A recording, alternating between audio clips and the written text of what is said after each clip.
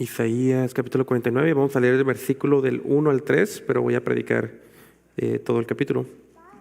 Solamente vamos a leer del 1, Isaías 49, del versículo 1 al 3. Versículo 1 dice: Oídme, islas, y escuchad, pueblos lejanos. Jehová me llamó desde el vientre, desde las entrañas de mi madre tuvo mi nombre en memoria, y puso mi boca como espada aguda, me cubrió con la sombra de su mano, y me puso por saeta limpia.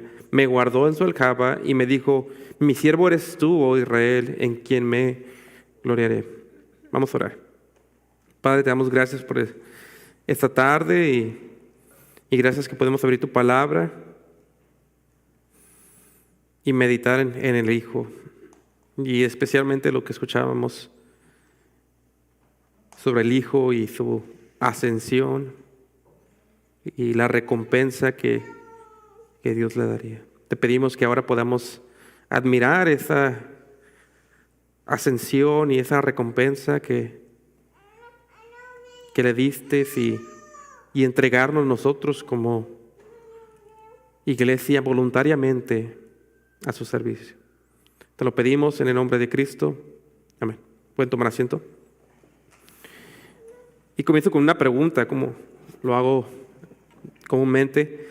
Y la pregunta es: ¿qué motivó a Cristo a ser humillado en la cruz? ¿Qué lo motivó a ser escupido y rechazado por su propia creación? ¿Qué lo motivó a cargar la ira de Dios sobre sí mismo?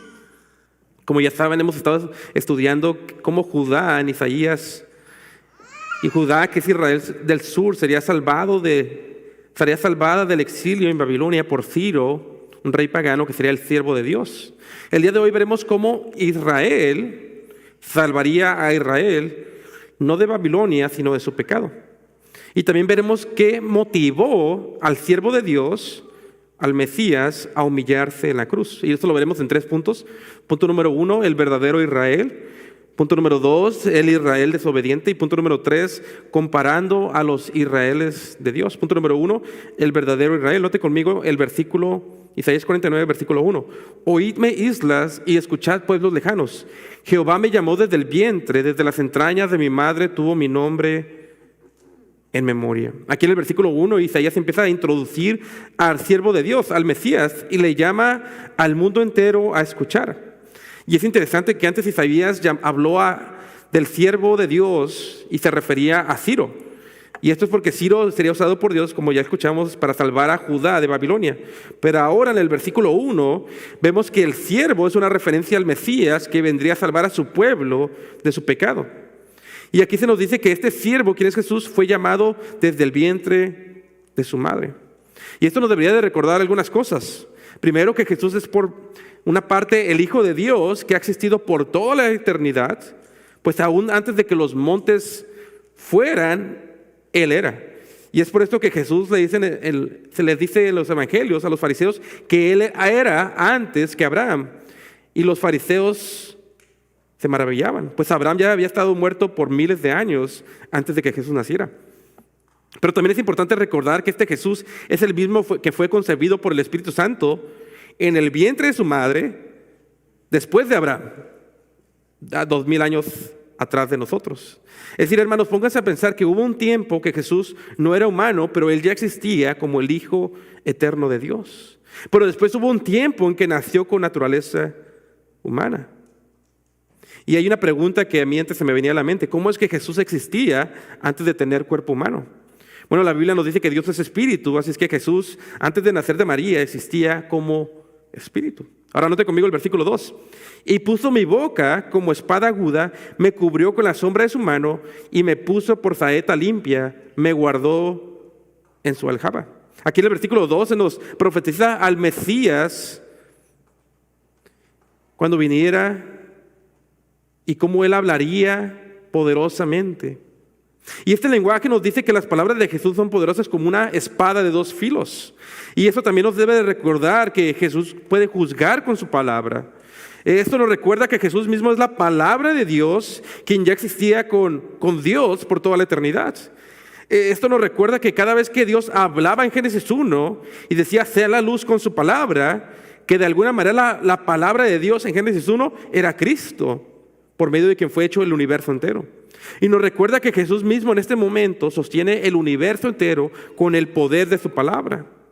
Nos recuerda que la Biblia, que es la palabra de Cristo, nos examina cuando la leemos, cuando escuchamos predicaciones y nos discierne y nos juzga, a veces nos fortalece, a veces nos confronta, nos exhorta y nos consuela. Y también esto nos recuerda que el Mesías conquista las naciones con el poder de su palabra, con el Evangelio, y no con una espada literal o política o el brazo del hombre. Y cuando salimos a las calles a evangelizar, esto nos recuerda que estamos hablando de la poderosa palabra de Cristo en el Evangelio. Una palabra que es una espada de dos filos, pues corta al que predica y al que escucha a la vez. Noten el versículo 2 al versículo 3. Aquí el versículo 2, el Mesías dice: y puso mi boca como espada aguda, me cubrió con la sombra de su mano y me puso por saeta o flecha limpia, me guardó en su aljaba. Versículo 3, y me dijo: mi siervo eres tú, oh Israel, en quien me gloriaré. En el versículo 2 dice que Dios estaría con el Mesías y que Dios lo usaría como una flecha o una arma o un guerrero en una misión para salvar a su pueblo, Israel. Y en el versículo 3 vemos que Dios mismo le dice al Mesías: mi siervo eres tú. Pero quiero que noten la parte final del versículo 3. Dios le llama al Mesías, a Jesús, Israel. Y note que en él, en este Israel, que es el Mesías y siervo, se glorificará Dios. Ahora, muchos comentaristas dispensacionales dicen que este versículo 3, cuando dice Israel del versículo 3, se refiere a la nación. Y creo que dicen esto porque no les gusta la idea de que Cristo sea llamado el verdadero Israel, pues ellos tienen en alta estima la nación de Israel y la ciudad literal de Jerusalén. Pero aquí en el versículo 3 no puede estar hablando de Israel la nación, pues noten que si lo comparan con el versículo 6, se dice que Israel juntará a Israel la nación. Noten el versículo 6, dice, hablando de Israel, dice: poco es que tú me seas siervo. Hablando del mismo Israel del versículo 3, dice: poco es que tú me seas siervo para levantar las tribus de Jacob o de Israel y para restaurar a los que han sido preservados de Israel. Así es que este Israel del versículo 3 y el versículo 6 es una referencia al Mesías, al verdadero Israel de Dios. Y este es distinto de Israel la nación, pues es quien restauraría a Israel la nación hacia Dios. Note conmigo una vez más el versículo 3. Y me dijo: mi siervo eres tú, hablando del Mesías, oh Israel, le dice Israel al Mesías, en quien me gloriaré. Y este versículo 3, al llamarle al Mesías el verdadero Israel, nos recuerda que la nación de Israel fracasó en ser luz a las naciones y enseñarles sobre Dios. Y que tristemente la nación de Israel se convirtió en ciegos y guías de ciegos. Pero Jesús, como el verdadero Israel, fue enviado por Dios como una flecha para salvar al pueblo de Dios y ser luz a las naciones, para cumplir lo que Israel, la nación, fracasó. Nótenle conmigo el versículo 4. Y yo dije, aquí sigue hablando el Mesías: por demás he trabajado, en vano y sin provecho he consumido mi fortaleza. Ahora, estos versículos son un poco interesantes. Vemos que el siervo de Dios, el Mesías, el verdadero Israel, está frustrado con la misión que le dio el Padre para restaurar a Israel, la nación, a sí mismo. Y ciertamente cuando lo comparamos con los evangelios, vemos la frustración del Mesías en su misión. Por ejemplo, vemos la agonía de Jesús en el Getsemaní, cuando su alma está afligida por saber que cargaría sobre sí mismo la ira de Dios. Vemos la agonía de Jesús cuando los judíos, quienes debían de ser su pueblo, gritaban: crucifícale, crucifícale. Y vemos la agonía cuando en la cruz el Mesías le ora al Padre al sentirse abandonado y dice: Dios mío, ¿por qué me has desamparado? Pero noten que en esta profecía vemos que aunque el siervo sentiría frustración, que él tenía sus ojos puestos en la recompensa que Dios le daría. Noten una vez más el versículo 4, y recuerden, es el Mesías hablando, una profecía del Mesías. Dice: y yo dije: por demás he trabajado, en vano y sin provecho ha consumido mi fortaleza. Una vez más, el Mesías sentiría frustración en su misión, pero luego nota la última parte: pero mi juicio está con Jehová y mi recompensa con mi Dios. Y esto nos trae a mente la pregunta: ¿qué motivó a Jesús a ser humillado en la cruz? Y lo que vemos es que como recompensa de ser humillado en su misión, Dios le daría al Mesías todas las naciones como su herencia. Él sería exaltado hasta la majestad en las alturas y sentado a la mano derecha del Padre. Él sería coronado como el rey mesiánico en el cielo. Y el Padre le daría un pueblo que se entregara a su servicio voluntariamente a la iglesia. Y a Él en la resurrección y en la ascensión le sería dado un nombre sobre todo nombre en este siglo y en el venidero. Y un día toda rodilla se doblaría y confesaría a Jesús como el Señor. Note conmigo el versículo 5 y 6. Ahora pues, dice Jehová, aquí el siervo dice cómo le habló Jehová. Dice, ahora pues, dice Jehová, el que me formó desde el vientre para ser su siervo. Aquí el Mesías está hablando de cómo el Padre lo llamó en esta misión. Noten, para que convirtiera a él a Jacob, que es una referencia a Israel. Aunque Israel no se junte, con todo seré honorable a los ojos de Jehová y mi Dios será mi fortaleza. Versículo 6. Y dijo, y cuando dice y dijo, el Mesías está diciendo, el Padre me dijo. Entonces aquí vemos las palabras que Dios el Padre le dijo al Hijo. Escuchen, y esto tuvo que haber sido desde la eternidad pasada. Noten, estas son las palabras del Padre al Hijo antes de que existiera cosa alguna. Y escuchen, poco es que tú me seas siervo para levantar las tribus de Jacob o de Israel y para restaurar a los que han sido preservados de Israel. También te di por luz de las naciones para que seas mi salvación hasta los confines de la tierra. Aquí los versículos 5 y 6 son maravillosos. En el versículo 5 el Mesías habla y dice que Él es honorable a los ojos de su Padre y que Él confía plenamente en su Padre. Y en el versículo 6, el Padre empieza a hablar y le dice al Mesías, es muy poco esa cosa que yo te llame para salvar a Israel. Es muy poco para ti. Te he llamado también para salvar hasta los confines de la tierra. Es decir, no solo te dará Israel como tu herencia después de esta misión, después de tu resurrección y ascensión, porque es muy poco para ti, una sola nación, sino te daré todas las naciones, aun las naciones más remotas de la tierra, como tu herencia. Y noten una vez más el botín o la recompensa que el Mesías recibiría en su misión. No solamente a Israel, sino al mundo entero. Noten el versículo 7. Así dijo Jehová, el Redentor de Israel, el santo tuyo, al menospreciado del alma, al abominado de las naciones, al siervo de los gobernadores. Ahora noten que el versículo 7 nos habla de cómo ya estaba profetizado que el Mesías sería rechazado en su primera venida. Pues se nos dice que Jesús sería abominado o despreciado de las naciones. Cuando llegamos más adelante a Isaías, se nos dice que Jesús sería despreciado y desechado entre los hombres. Y se nos dice que no habría apariencia de hermosura en Él. Es decir, que la gente no valoraría quién es Él, el glorioso Cristo.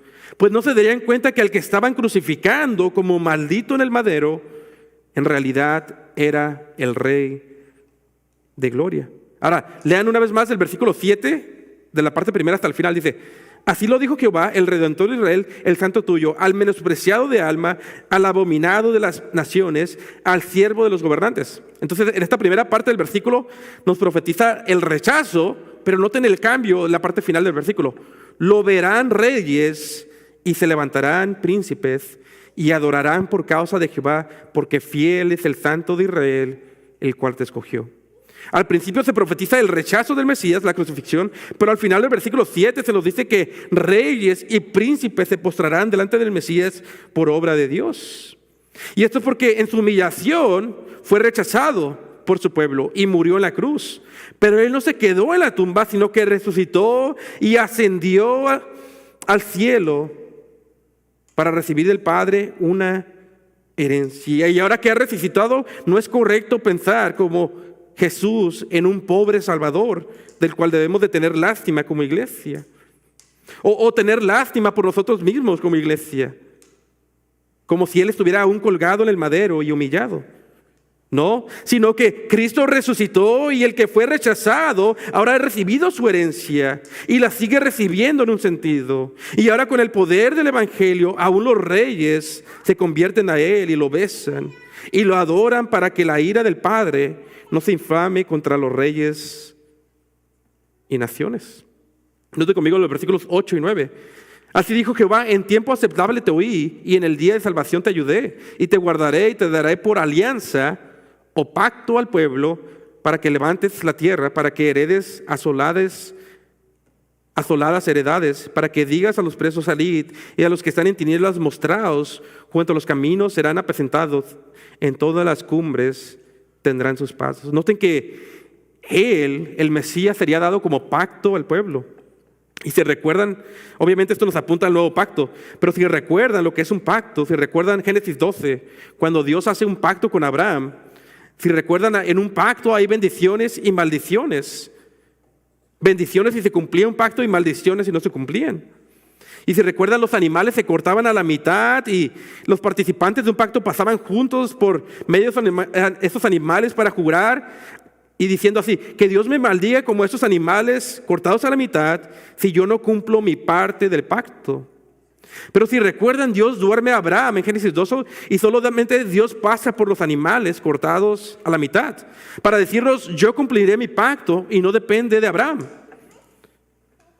Y si no lo hago, las maldiciones caigan sobre mí. Es lo que hizo Dios en Génesis 12. Y lo mismo podríamos decir de Jesús en el nuevo pacto.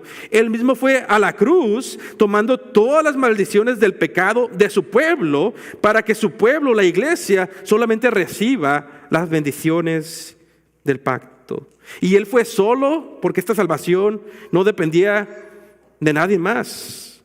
No dependía de un hombre, sino dependía de un Salvador perfecto, el Jesús que fue a la cruz, el Mesías, el siervo de Dios, el verdadero Israel. Note conmigo el versículo 9 y 10. Para que digas a los presos: salid, y a los que están en tinieblas mostraos, junto a los caminos serán apacentados, y en todas las cumbres tendrán sus pastos. Versículo 10. No tendrán hambre ni sed, ni el calor, ni el sol los afligirá, porque el que tiene de ellos misericordia los guiará y los conducirá a manaderos de agua. Aquí vemos una profecía que el Mesías, que sería el verdadero Israel, también sería un buen pastor. Y esto se cita en Apocalipsis. Ahora, no sé cuántos de ustedes se han levantado desanimados para empezar un día, o ansiosos, o turbados, tal vez por una prueba, por las circunstancias. Una buena práctica es meditar antes de entrar a tu trabajo o empezar tu día, o cuando estás lavando los platos, si eres una mujer que se queda en casa, en que tu vida está siendo pastoreada por el Cordero y Pastor Jesús, y Él dirige tus pasos en su providencia, y que Él te lleva a los pastos verdes y te alimenta cada domingo y el resto de la semana. Él te protege como un pastor y cordero, y Él es el buen pastor quien dio su vida por nosotros, y no hay nada en tu vida que sea un accidente, sino que Él lo dirige todo. Y si Él dio su vida por nosotros, Él no nos abandonará en medio del camino, como un pastor asalariado. Note conmigo del versículo 11 al 13. Y convertiré todos mis montes en camino, y mis calzadas serán levantadas. He aquí que estos vendrán de lejos, y he aquí que del norte y del occidente, y estos de la tierra de Sirim. Cantad alabanzas, sus cielos, y alégrate tierra, y prorrumpid en alabanzas, oh montes, porque Jehová ha consolado a su pueblo, y de sus pobres tendrá misericordia. Los versículos 11 y 12 nos hablan del éxito, de la misión del Mesías y cómo alcanzaría al mundo entero. Pues se nos dice que alcanzará al norte, al occidente, el Sinim, que es una referencia probablemente a Egipto. Una manera de decir que no solamente la salvación vendría a Israel, sino al mundo entero. Y el mundo y la creación misma, en el versículo 13, adoran al Mesías por lo que hizo en la cruz. Y no porque no se quedó en la cruz, sino que resucitó y ascendió a la diestra del Padre. Ya vimos el punto número 1, el verdadero Israel de Dios. Ahora notemos el punto número 2, Israel, la nación. Punto número 2, Israel, la nación. Y noten el versículo 14. Pero Sión dijo, aquí está hablando Jerusalén, la ciudad, como si fuera una persona, se llama una personificación. Pero Sión dijo: me dejó Jehová y el Señor se olvidó de mí. Isaías ya nos habló de que el siervo sería el verdadero Israel. Y aquí en el versículo 14 ahora nos habla de Israel, la nación. Y se refiere a ella como Sión. Ahora, Sión no siempre se refiere a Jerusalén, literal, la ciudad. Pero a veces, porque a veces se refiere a la Sión de arriba, la del cielo. Pero aquí sí se refiere en este pasaje a Jerusalén de manera literal. Y es como si Sión estuviera hablando, como si la ciudad estuviera hablando y estuviera diciendo, quejándose: Dios se ha olvidado de mí. Y dice esto porque se sentirían los judíos abandonados por Dios en el exilio en el Babilonia, que sucedería en un futuro cercano. Pero noten la respuesta de Dios en el versículo 15. ¿Se olvidará la madre de su niño de pecho para dejar de compadecerse del hijo de su vientre? Aunque se olviden ellas, yo no me olvidaré de ti. Dios le contesta a Jerusalén, a Sión, que de la misma manera que una madre no se olvida de su bebé recién nacido, así Él no se olvidará de Jerusalén cuando estuviera en el exilio. Y como aplicación, hermanos, aunque nosotros como iglesia creemos que Dios al final se divorció de Israel, la nación, en el año 70 más a futuro, por su incredulidad y por haber matado al Mesías, también creemos que Él jamás se ha olvidado de los verdaderos creyentes desde toda la historia, incluso los que estaban en la nación antes, dentro de la nación de Israel. Dios jamás se olvida de los suyos, así como Él jamás se olvidará de ti si eres un creyente. Noten el versículo 16. He aquí que las palmas te tengo esculpida, delante de mí están siempre tus muros. En el versículo 16 se nos dice que Dios tiene de manera figurada marcada su palma con la imagen de Jerusalén, como si figurativamente tuviera en su palma una fotografía marcada de su pueblo. Y como aplicación hay un sentido que Jesús tiene grabado a su iglesia. Y ahora obviamente este es el lenguaje figurado, pues Dios es espíritu, no tiene palma, pero nos habla del amor de Dios para su pueblo. Y como aplicación hay un sentido en que Jesús tiene grabado a su iglesia en las palmas de su mano y de manera literal. Pues cuando Jesús resucitó aún tenía los hoyos de los clavos que lo traspasaron en sus manos. Y Tomás puso sus dedos y tocó esos hoyos en las manos de Jesús. Y en esos hoyos, en las palmas del Mesías, por decirlo así, Él tiene grabado a los suyos y nos muestra el amor de Cristo por su iglesia. Nota conmigo el versículo 17 al 18. Tus hijos vendrán a prisa, tus destructores y tus asoladores saldrán de ti. Alza tus ojos alrededor y mira, todos estos se han reunido, han venido a ti. Vivo yo, dice Jehová, que te vestirás de ellos como ornamentos y te ceñirás de ellos como una novia. Dios le dice a Jerusalén: no me he olvidado de ti y te salvaré del exilio. Y verás que voy a traer a tu pueblo una vez más a Jerusalén, la ciudad. Y verás que todos tus enemigos, tú te vas a vestir de ellos como una novia que decora su vestido. Nota conmigo el versículo 19 y 20. Porque tus asolamientos y tus ruinas y tu tierra desierta ciertamente ahora serán estrechos por la multitud de los moradores, y tus devoradores serán apartados lejos. Aún los hijos de tu orfandad dirán a tus oídos: estrecho es para mí este lugar, hazme sitio para que yo more. Dios le dice a Jerusalén: una vez más te voy a bendecir. Tú ahorita te sientes como una mujer abandonada, como una mujer que no puede tener hijos, pero yo te voy a bendecir, y una vez más los judíos regresarán a Jerusalén y se multiplicarán. Noten el versículo 21. Y dirás en tu corazón: ¿quién me engendró a estos? Porque yo estaba privada de hijos y era estéril, cautiva y desterrada. ¿Quién pues creó a estos? He aquí, yo había sido dejada sola. ¿Dónde estaban estos? Jerusalén se iba a sorprender de que Dios es benigno y la salvaría, a pesar de que ella había pecado y había sido enviada a Babilonia, donde parecía que no había esperanza. Versículos 22 y 23. Así dijo el Señor Jehová: he aquí, yo alzaré mi mano a las naciones, y a los pueblos levantaré mi bandera, y traerán en brazos a tus hijos, y tus hijas serán llevados en hombros, y reyes serán tus ayos, y sus reinas tus nodrizas, con el rostro inclinado a tierra, se postrarán ante ti y lamerán el polvo de tus pies, y conocerás que yo soy Jehová, y que no se avergonzarán los que me esperan. Dios dice que con solo levantar su mano y levantar una bandera de manera figurada, las naciones iban a regresar a los judíos después del exilio, porque los que confían en Él jamás son avergonzados y jamás son olvidados. Versículo 24 y 26. ¿Será quitado el botín al valiente, o se libertará la justa cautividad? Aquí Dios pregunta: ¿se le puede quitar el tesoro al valiente que es Babilonia? ¿O alguien puede salvarlos a ustedes, Jerusalén, de la cautividad de Babilonia? Versículo 25, pero así dice Jehová, ciertamente la cautividad será quitada al valiente y el botín será librado del violento, y tu pleito yo lo pleitaré, y yo salvaré a tus hijos, y a tus opresores haré comer sus propias carnes, y con su sangre serán embriagados como con vino dulce, y conocerá toda carne que yo Jehová soy tu Salvador y tu Redentor fuerte de Jacob.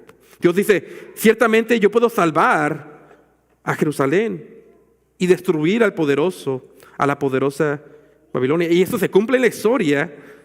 Y aún los judíos, cuando Ciro decreta que pueden regresar a Babilonia, son ayudados por los tesoros de los babilonios para que regresen a Jerusalén. Y aún lo que los babilonios habían robado del templo de Dios y habían puesto en el templo de sus dioses babilonios, cada uno de esos artefactos salen del templo. Cumplieron 70 años en Babilonia. Y en cada uno de esos 70 años, cada artículo que fue robado de Jerusalén en el templo, cada uno de los artículos, si leen Esdras capítulo 1, cada uno de los artículos, sin faltar uno, es regresado 70 años después al templo de Dios. Y vemos cómo Dios, en cada detalle, sus profecías se cumplen. Y Babilonia fue destruida y fue conquistada por Ciro. Y Dios vuelve a bendecir a su pueblo. Ya vimos el punto número 1, Israel, el Israel verdadero. Punto número 2, Israel, la nación. Y finalmente veamos brevemente comparando a los dos Israeles. Noten punto número 3, comparando a los dos Israeles. Y lo voy a leer muy rápido, pero denle la vuelta rápido a Isaías 50. Comparando a los dos Israeles. Noten conmigo el versículo 1, pero antes de eso, aquí lo que empieza a hacer el profeta es comparar a los dos Israeles, a la nación y al verdadero Israel, al Mesías. Noten conmigo primero a Israel, la nación. Noten el versículo 1. Así dijo Jehová, ¿qué es de la carta de divorcio de vuestra madre con la cual yo la repudié? Aquí Dios pregunta, ¿dónde está la carta de divorcio de tu madre? Le pregunta a los judíos. Y lo pregunta porque todavía no les ha dado una carta de divorcio. En otras palabras, yo todavía no te he divorciado y todavía te puedo salvar, es lo que está diciendo. Y la parte final del versículo 1 dice, ¿o quiénes son mis acreedores a quienes yo os he vendido? Dios está preguntando, ¿a quién le debo yo que los haya entregado para siempre como un pago? En otras palabras, no me he olvidado de ustedes, no me he divorciado de ustedes aún, y no le debo a nadie, a ninguna otra nación. En otras palabras, no tengo ninguna deuda y yo puedo salvarlos, porque no los entregué porque tenía una deuda, y no los entregué porque los divorcié, los entregué por su pecado. Noten en la parte final, he aquí por vuestras iniquidades son vendidos y por vuestras rebeliones fue repudiada vuestra madre. Noten el versículo 2, porque vine y a nadie hallé, llamé y a nadie respondió. ¿Se ha cortado mi mano para no redimir? ¿No hay en mí poder para librar? He aquí que con mi reprensión hago secar el mar, convierto los ríos en el desierto, sus peces apestan por falta de agua y mueren de sed. Visto de oscuridad los cielos y pongo como saco su cobertura. Dios dice, ¿por qué cuando venga a ustedes no encontraré fe? Judá se hubiera olvidado en el exilio, en el futuro se iba a olvidar de que Dios era poderoso para salvar y que los podía salvar igual que los salvó de Egipto, pues Él es el Dios que viste los cielos. Pero Judá se olvidaría de eso y se les dejó esto para que recordaran que Dios los salvaría y que tuvieran fe y ánimo. Ahora, en el versículo 4, noten cómo empieza a comparar Israel, la nación, con Israel, el Mesías, el verdadero Israel. Noten el versículo 4. El Señor Jehová me dio lengua de sabios para saber sostener con palabras alcanzado. Me despertará mañana tras mañana, despertará mi oído para que oiga como los sabios. En el versículo 4 empieza a hablar del Mesías y se dice que se le dio palabras de sabios. Y vemos la sabiduría de Jesús en los evangelios cuando los saduceos le hacen preguntas capciosas con malas intenciones y Jesús les contesta y quedan maravillados. Y en el versículo 4 se nos dice que también se le dio palabras de consolación. Y ciertamente para aquellos quebrantados por su pecado, Jesús tiene palabras de consolación y lo vemos en los evangelios. Y si tú necesitas escuchar palabras de consolación, escucha las palabras de Jesús, escucha la Biblia y busca a Cristo en ella. Noten el versículo 5. El Señor Jehová me abrió el oído y yo no fui rebelde ni me volví atrás. Está comparando a Israel, la nación, con el Mesías, el verdadero Israel. La nación de Israel tenía oídos, pero no oía. Tenía ojos, pero no veía. Y era rebelde a la palabra de Dios. Pero el verdadero Israel, Jesús, el Mesías, escuchaba y no fue rebelde. El predicador de Hebreos en el Nuevo Testamento nos dice que aunque era hijo de Dios, Jesús, él aprendió la obediencia en su encarnación por medio del sufrimiento para convertirse en la fuente de salvación eterna para los creyentes. Nota el versículo 6. Di mis espaldas a los heridores y mis mejillas a los que me arrancaban la barba. No escondí mi rostro de injurias y esputos o de que me escupieran. Y noten al obediente Israel, al Mesías. Se nos dice que un día él le daría sus espaldas a los que lo herían. Probablemente una referencia a los azotes que recibió. Le arrancaría la barba, una gran ofensa en el mundo antiguo. Y además se nos dice que le escupirían sin saber que estaban insultando al Rey de gloria encarnado, aquel quien creó el mundo de la nada. Escuchen cómo dice Mateo 26, 67, 68, que se cumple esto. Mateo 26, 67 dice: entonces le escupieron en el rostro y le dieron de puñetazos, y otros le bofeteaban diciendo: profetízanos, Cristo, ¿quién es el que te golpeó? Regresando a Isaías 49, nota en el versículo 7: porque el Señor Jehová me ayudará, por eso no he sido confundido, por eso he puesto mi rostro como un pedernal, como un cuchillo hecho de piedra, filoso, y sé que no seré avergonzado. La razón por la cual el Mesías fue como una piedra en forma de cuchillo, apuntando, determinado a ir a la cruz, es porque él confiaba en su Padre. Él fue como un pedernal a la cruz, o como una flecha a una dirección, porque él sabía que él iba a resucitar y que no sería avergonzado, porque confiaba en su Padre. Y él sabía que le esperaba una herencia. Noten el versículo 8: cercano está de mí el que me justifica. ¿Quién contenderá conmigo? Juntémonos. ¿Quién es el adversario de mi causa? Acérquese a mí. Aquí el Mesías dice: ¿quién podrá encontrar algo mal en mí? Si recuerdan, Pilato dice: no encuentro mal en este hombre, el inocente Cordero de Dios. Nadie le pudo hacer frente. Versículo 9: he aquí que el Señor Jehová me ayudará. ¿Quién me condenará? He aquí que todos ellos como ropa de vestir se envejecerán, los comerá la polilla. Sus enemigos serían juzgados, pero Dios ayudaría al Mesías. Versículo 10: ¿quién hay entre vosotros que teme a Jehová y oye la voz de su siervo?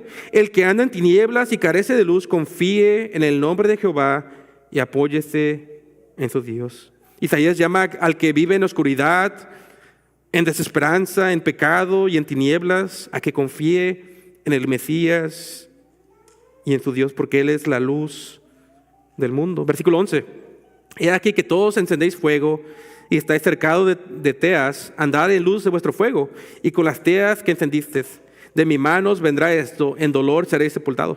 El versículo 10 y 11 es una comparación. En el versículo 10 Jesús es la luz del mundo, profetizado, y en el versículo 11 hay gente con su propia luz. Y lo que está diciendo el profeta es que los que tienen su propia luz sufrirán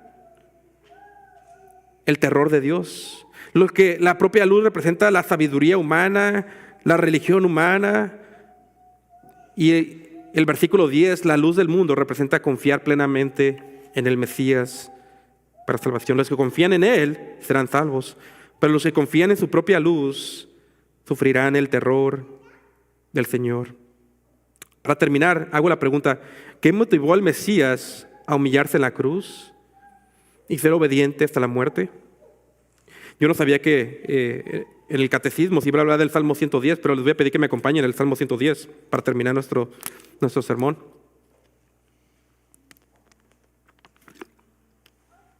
¿Qué motivó a Jesús a humillarse hasta la muerte en la cruz? Salmo 110, versículo 1: Jehová dijo a mi Señor: siéntate a mi diestra hasta que ponga a tus enemigos por estrado de tus pies.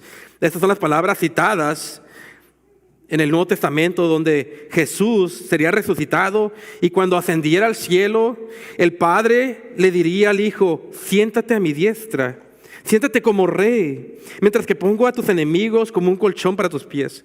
Versículo 2: Jehová enviará desde el cielo la vara de tu poder, domina en medio de tus enemigos. Él sería coronado como rey en medio de sus enemigos. Esas son las palabras del Padre al Hijo. Y nota en el versículo 3: tu pueblo se ofrecerá voluntariamente en el día de tu poder, en la hermosura de la santidad. Desde el seno de la aurora tienes tú el rocío de la juventud. Él murió por todas estas cosas. Y ahorita me quiero enfocar en el versículo 3. Él murió para que su pueblo se ofreciera voluntariamente en el día de su poder. Y el día de su poder, de alguna manera, se manifestó en su plenitud hace 2000 años. Y les pregunto a los hombres de la iglesia: ¿te ofreces voluntariamente a tu rey?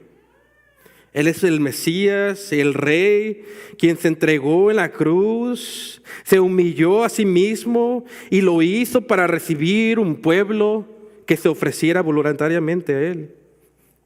Y Él es glorioso, y Él es digno de ser alabado, y Él es digno de ser servido.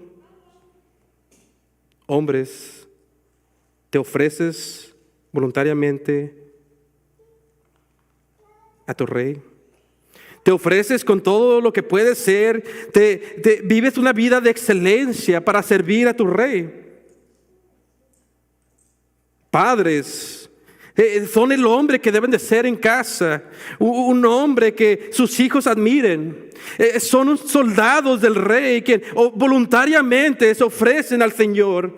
Él lo pagó todo para recibir un pueblo que le adore. Mujeres en sus casas se ofrecen al Rey voluntariamente. Pelean contra el feminismo del mundo y practican una feminidad bíblica donde tu matrimonio, tu casa, tus hijos, estás creando hijos que serán usados por Dios. Estás educando a tus hijos. Pueden ver la piedad, tu esposo y tus hijos en ti. Te vistes como la mujer de Proverbios 31. El Mesías fue a la cruz por un pueblo que se ofreciera por Él voluntariamente. Este 2025, iglesia, este 2025, hombres, no te quedes donde estás. Ofrécete voluntariamente y dale a Cristo lo que Él pagó. Dale excelencia en tu vida. Hombres, la mayoría de las iglesias sufre de hombres débiles. Sé un hombre fuerte este 2025. Sé un hombre que sea admirable por tu esposa. Sé un hombre que tu hijo quiera ser como tú. Pero ponte estas cosas y trae esa excelencia para servir al Mesías, el Rey que lo ha hecho todo. Sirve a Dios en tu trabajo, siendo honrado, teniendo un carácter cristiano, trayendo tu negocio y haciéndolo todo para la gloria del Mesías. O evangelizando, esa es otra manera, saliendo a las calles con un martillo en una mano y con una espada en otra mano. Pero ofrécete. Sé un hombre que practicará los devocionales con su esposa. En tu ministerio no seas perezoso, sino sé el mejor. Sé el mejor esposo, el mejor padre, como una ofrenda al Mesías. Mujeres igual. Sean las mejores esposas, las mejores madres, y ofrezcanse voluntariamente al Mesías. Tu pueblo se ofrecerá voluntariamente en el día de tu poder, en la hermosura de la santidad.